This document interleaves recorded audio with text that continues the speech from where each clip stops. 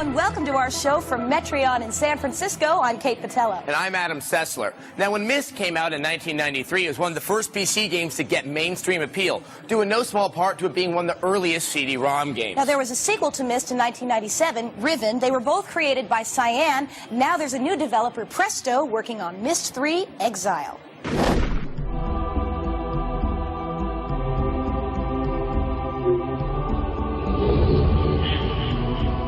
When Myst debuted in 1993, it revolutionized adventure gaming.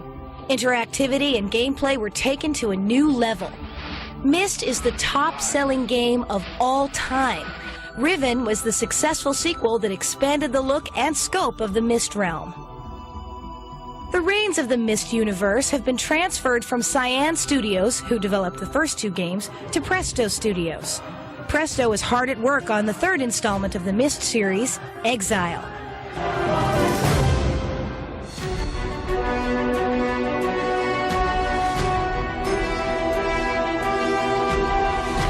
It's the same basic puzzle setup which we had in Myst and Riven, and people are familiar with that. It's a very simple interface, almost lack of interface really. Sort of click around the world, wander around, stumble across a puzzle, have that as a challenge, let that take you on. It's so amazing being able to pan around in these worlds. While animations are playing, you can still look around, you can still pan around. The story of Exile picks up 10 years after Riven ends. Atris and Catherine have moved into a new home, and they're trying to start a new life together and forget a lot of the problems of their past. The player's going to have to go through about 5 different worlds. The player's going to have to go through these ages and investigate the past and the story behind this villain in order to stop him from getting his revenge. Oh, Atris. An age is one of the environments in the game, and what we've attempted to do is to try to create as many distinct environments as possible so that the player has a real sense of traveling to a lot of very different exotic locales. For example, we have ages that are completely organic, where all of the puzzles, all of the what would normally be mechanical devices are actually grown into the age. In order to create a distinct look for each of the ages in Exile, design teams are grouped together by the age they're working on. Each team has a lead designer steering the vision of the level. The age I'm working on is an inverted tree. It's the branches and the leaves are all inside the trunk.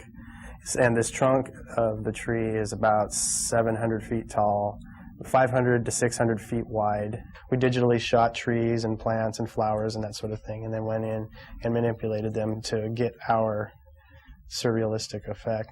I've never seen anything like it before in any game, and I'm really pleased with those results because it's dynamic. It's very, very dynamic. Myst games really are about the story and the interaction with the characters, and we spent a lot of time really focusing on that. I'm so glad to see you. We have live characters which look real in worlds which look real, and you put the two together, and it's very difficult to make a distinction between what was, you know, the whole, you know, what is it live or is it Memorex? You know, was it CG or was it real people?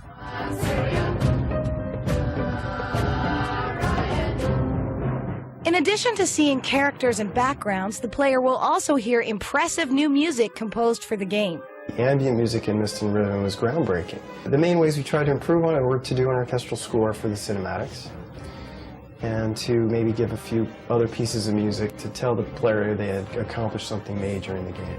Now that the game is coming together, and every single person I show it to, when I see the smile on their face as they start to look at it, it balances out with this incredible sense of, oh yeah, I think we got it. I think they're really going to like this. Myst III Exile will be immersing players starting in April.